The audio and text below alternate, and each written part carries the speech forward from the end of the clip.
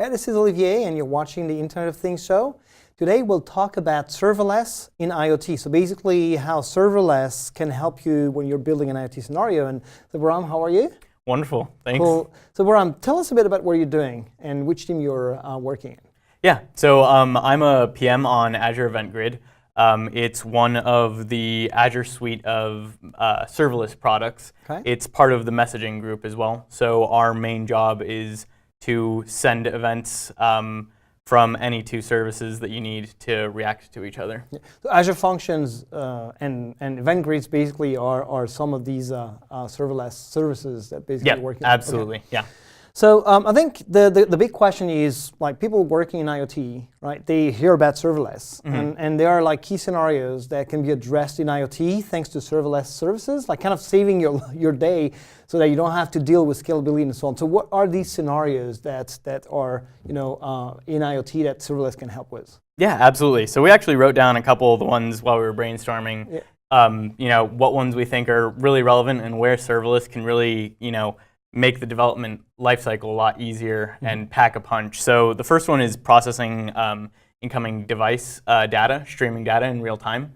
So if you have a bunch of sensors distributed throughout a network and you want to process those in real time, streaming data, and you don't want to go provision a bunch of resources, serverless makes it easy so you can get up and running with very little infrastructure level work. So you can really focus on the actual problem you're trying to solve. Because one of the typical things in telemetry and IoT is that one day you're going to have like two devices connected, sending their things like once every 2 minutes.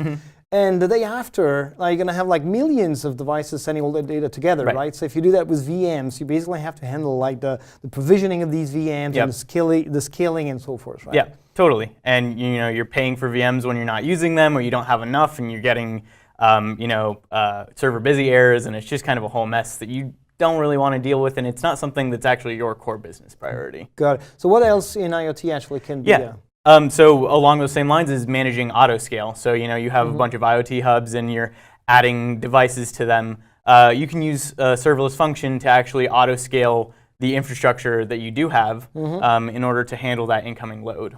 Okay, so do that based on events, right? So when some events happen, you basically would change the scaling. So you have a new bunch of devices that have been added to your IoT hub. So basically you will auto-scale that hub based on this new information that has been produced. Got it. Exactly. Okay. We also look at sending messages from the cloud to the device. So you have a bunch of configuration changes you want to make.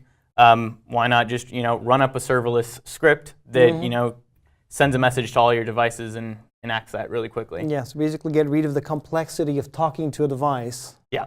Thanks to, just, hey, I'm posting an event here, and it's going to go all the way down to my device. Totally. But eventually will be served by the IoT Hub service in our case, right, in the demos we're going to show, right? Exactly. Cool. Yeah. I heard about something called Edge as well. Yeah, so the functions and the IoT teams have been working closely hand in hand in order to kind of allow a development experience so that you can run your functions on your edge devices.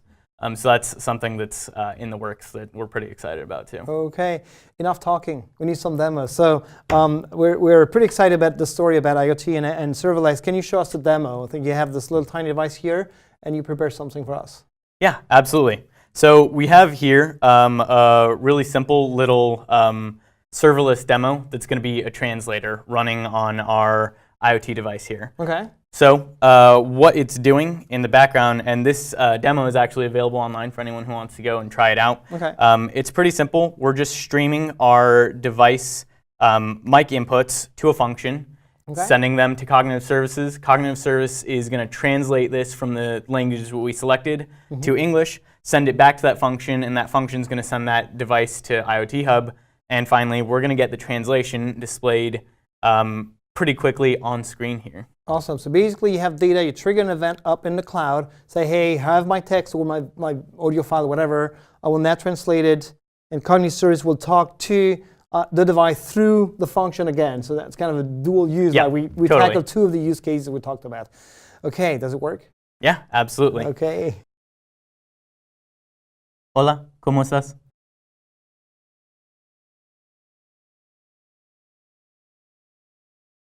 Hello, how are you? Awesome. Yep. Yeah, it took like a couple of seconds to do the round trip from the tiny device here. Yep. triggering the function, calling cognitive services, and calling through IoT Hub back to that device. Yep, totally. Awesome. So I'm sure we're going to see way more cooler demo in the future with like functions and event grids and IoT scenarios. It was awesome introduction. Thanks, Bahram. Hope to see you soon on the IoT show. Awesome. Thank you so much.